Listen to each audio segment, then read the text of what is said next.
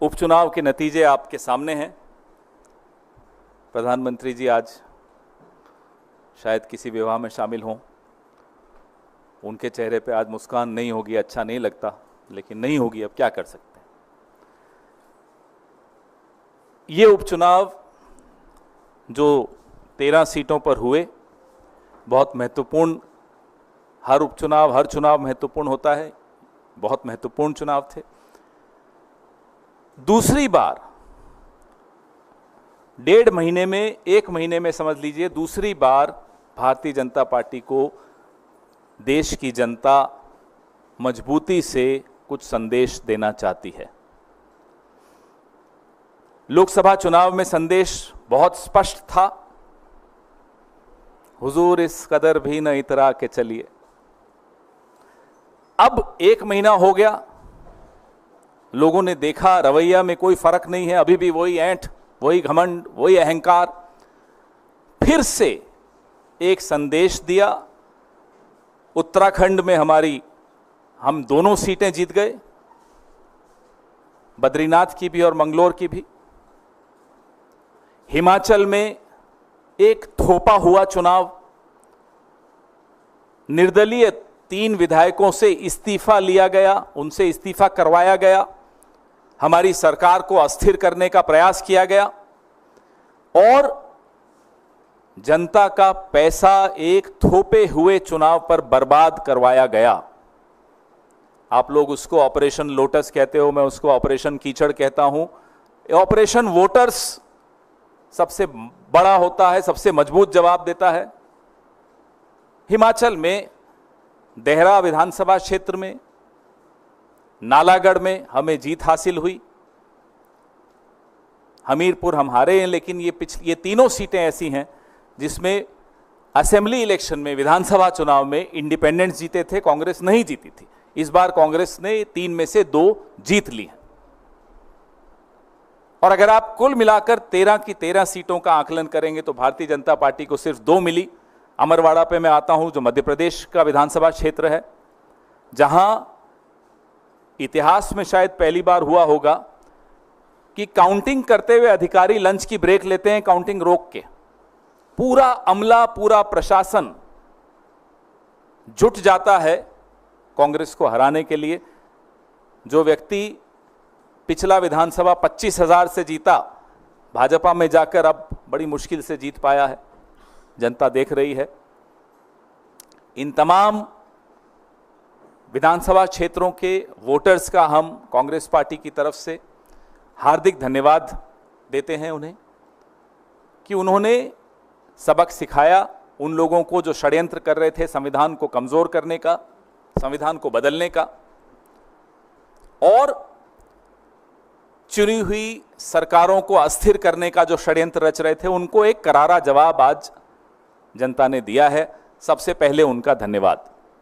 हमारे उत्तराखंड के PCC president करण महाराज जी, यशपाल आर्य जी CLP leader, कुमारी शैलजा जी जो प्रभारी महासचिव हैं उत्तराखंड की, और तमाम एआईसीसी के पदाधिकारी, तमाम स्थानीय नेता, तमाम हमारे बेशकीमती वर्कर्स, उन सब की मेहनत से हमें ये दोनों सीटें मिली।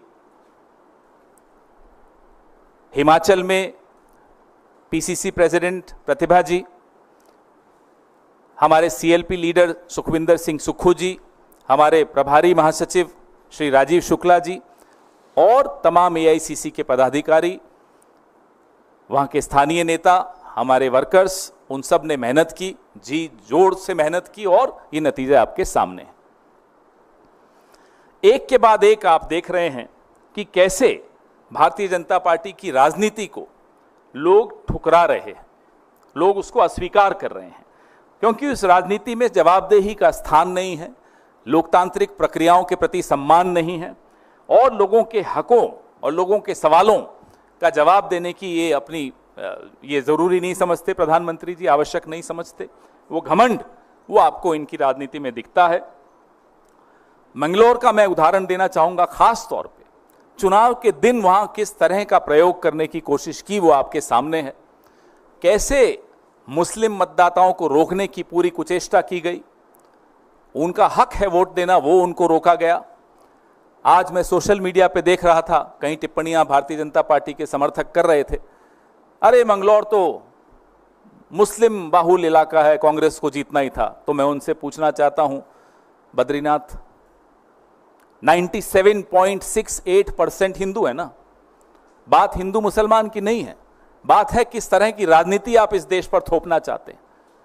वो ये देश स्वीकार नहीं करेगा। अयोध्या में जो हुआ आपने देखा, नासिक, रामेश्वरम, रामटेक, बद्रीनाथ, ऐसे तमाम ऐसे कई और मैं उदाहरण दे सकता हूं जहां इन्होंने एक तरह से ऐसी राजनीति करने की कोशिश की जिसमें लोगों की रोजमर्रा की जिंदगी से जुड़ी हुई कोई बात का स्थान नहीं था। उन मुद्दों को वो सामने नहीं आने देना चाहते थे, सिर्फ और सिर्फ लोगों को लड़ाकर, विवाद पैदा करके राजनीति करना चाहते थे। उसका आज एक बहुत करारा जवाब लोगों ने दिया है। हमारे मल्लिकार्जुन खड़गे साहब और नेता प्रतिपक्ष राहुल गांधी जी लगातार हम सबको कहते आए हैं कि आराम नहीं करना है, अभी तो शुरुआत है।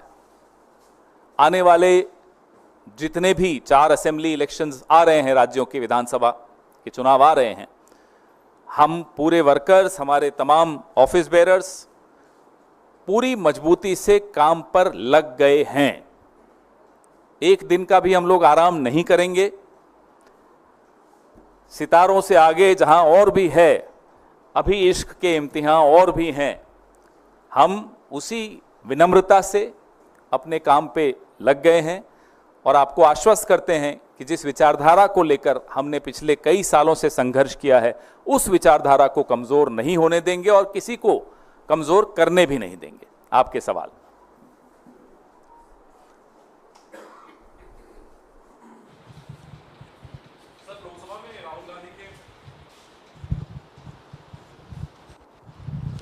सर 2 सवाल है। एक तो जो उपचुनाव के नतीजे आए हैं, जिस तरह से बीजेपी ने राहुल गांधी को उनके बयान पर घेरने की कोशिश की कि उन्होंने हिंदुओं का अपमान किया, आपको लगता है कि उपचुनाव में कहीं ना कहीं जनता ने इस पर भी अपना एक जनादेश दिया है? लगातार जनता संदेश दे रही है। जनता जीतने वाले को भी संदेश देती है, जनता हारने वाले को भी संदेश देती है। अब आपके ऊपर है कि आप वो संदेश स्वीकारते हैं विनम्रता से या नहीं स्वीकारते। हमने 2014 का संदेश भी स्वीकारा, 2019 का भी स्वीकारा, 2024 का भी स्वीकारा। ये उपचुनावों का भी हम संदेश स्वीकार रहे हैं, उससे सीख ले रहे हैं। क्या नरेंद्र मोदी जी कुछ सीख लेंगे? लगातार उनकी राजनीति को अब ठुकराया जा रहा है, नकारा जा रहा है। अब उनके हाथ में, वो लें तो लें, ना ले तो आने वाले चुनाव में और मालूम पड़ जाएगा। और सर एक सवाल और है, आपके संगठन महासचिव, कांग्रेस के संगठन महासचिव केसी वेणुगोपाल ने एक सोशल मीडिया पर पोस्ट डाला है कि उनके फोन को हैक करने की कोशिश हुई है, उनको एप्पल की तरफ से ये सूचना दी गई है।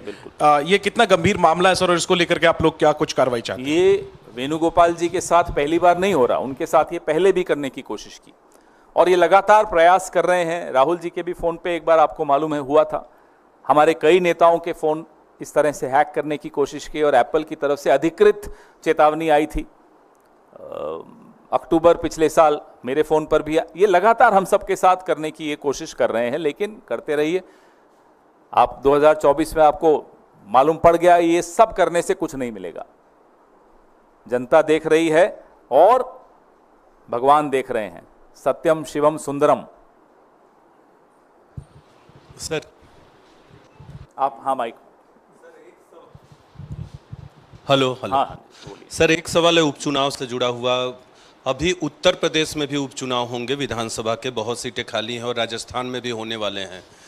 दोनों जगह भारतीय जनता पार्टी की सरकार है और यूपी में तो बीजेपी की बड़ी हार हुई है, जहां से उम्मीदें नहीं थी उनको। तो वहां कांग्रेस का प्रोस्पेक्ट क्या देख रहे हैं? और राजस्थान में भी, यूपी के लिए स्पेसिफिक पूछना चाहूँगा कि क्योंकि वहाँ आप समाजवादी पार्टी के साथ अलायंस में हैं, तो कांग्रेस को कहाँ देख रहे हैं सीटों के मामले में? कितनी सीटों पे कांग्रेस लड़ सकती है वहाँ? अभी चुनाव घोषित हुए नहीं हैं, अभी बैठकों का सिलसिला शुरू होगा। कौन किस सीट पे लड़ेगा वो तय होगा, सब आपस में चर्चा करेंगे, उसके बाद इस निष्कर्ष पर तमाम पार्टियां पहुंचेंगी कि कौन सी पार्टी कौन सी सीट पर लड़ रही है, तब फिर चर्चा करेंगे। सर, दूसरा सवाल है, ऑल इंडिया मुस्लिम जमात के राष्ट्रीय अध्यक्ष मौलाना मुफ्ती साहबुद्दीन रजवी बरेलवी ने एक बयान दिया है कि सुप्रीम कोर्ट का विरोध नहीं करते, लेकिन मुस्लिम महिलाओं के अधिकारों से किसी को कोई हमदर्दी नहीं, सिर्फ महिलाओं की आड़ में शरीयत की तौहीन होती है। इससे भारत का मुसलमान चिंतित है। मुझे लगता नहीं है कि ये मुद्दा है आज। इस मुद्दे पर मैं आज चर्चा नहीं करूंगा, फिर ज़रूर किसी और दिन इस पे पूरा स्टडी करके गंभीरता से फिर चर्चा करेंगे। माइक दीजिए इन्हें।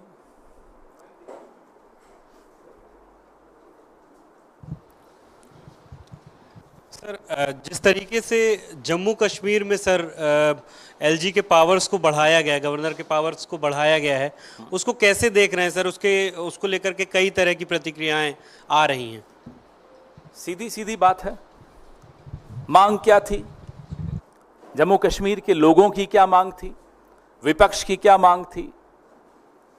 मांग थी कि पूर्ण राज्य का जो उनका दर्जा था, जो छीन लिया गया, गलत तरीके से छीन लिया गया, उसको फिर से स्थापित किया जाए।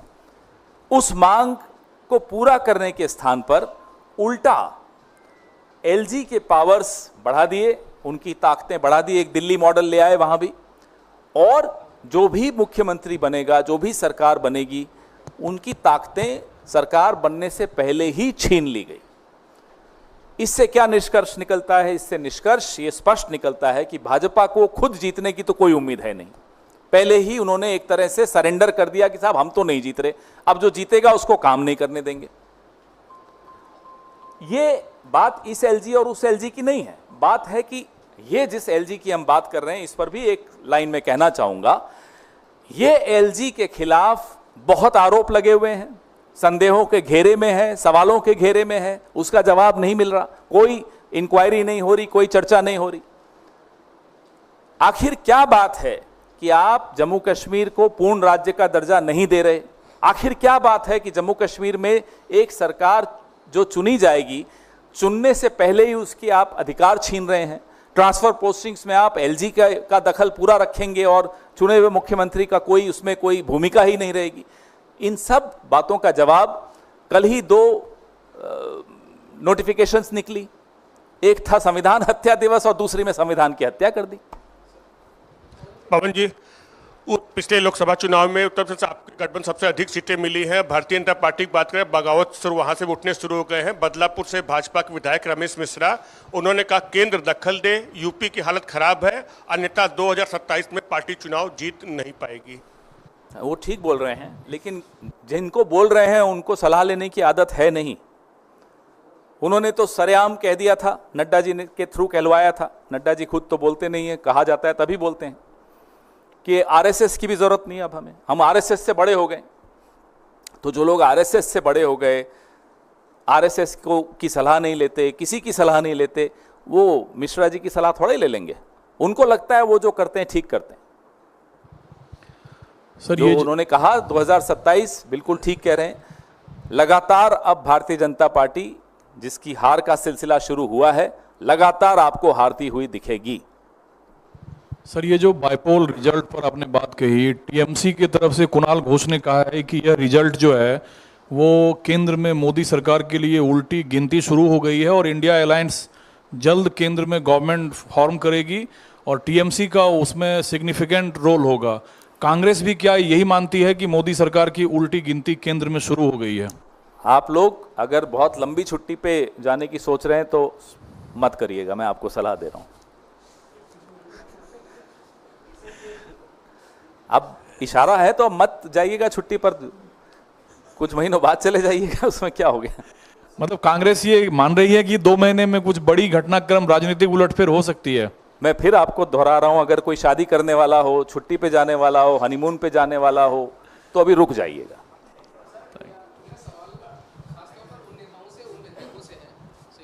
धन्यवाद। मेरा सवाल खासतौर पर उन नेताओं के लिए है और आपसे इसलिए पूछ रहा हूं कि कुछ कई साल पहले या कुछ दिनों पहले तक हम सुनते रहे कि अंतरात्मा की आवाज़ पे ऐसा किया, तो चाहे वो शीतल अंगुराल हो जलंधर वेस्ट से या फिर मुकुटमणि अधिकारी जो रानाघाट दक्षिण से लड़े, ऐसे दल बदल करने वाले नेताओं के लिए आप क्या कहना चाहेंगे? और दूसरा, हमने पिछली साल भी देखा कि सितंबर महीने में जब 6 राज्यों के 7 उपचुनाव हुए थे जिसमें घोसी की सीट थी और धूपगढ़ी की सीट थी, उसमें भी नतीजे बीजेपी के फेवर में नहीं गए। देखिए, जिस तरह की जोड़ तोड़ की राजनीति पिछले 10 साल के इस दौर में हमने देखी है, इससे पहले बहुत कम ऐसी देखने को मिली। और इस राजनीति को लोग शायद अब नकार रहे हैं, ठुकरा रहे हैं। संदेश लेने वाला अगर संदेश ले ले तो शायद इस तरह की जोड़ तोड़ की राजनीति नहीं होगी। महाराष्ट्र में आपने देखा कैसे एक सरकार को गिराया गया, डिस्टेबलाइज किया गया, एजेंसियों का सहारा लेके किया गया, लोकसभा में उसका जवाब मिला, विधानसभा में और मजबूती से जवाब मिलने वाला है। तो ये जवाब लेने वाले को समझना है कि इस तरह की राजनीति पे अब विराम लगना चाहिए। माइक दीजिए।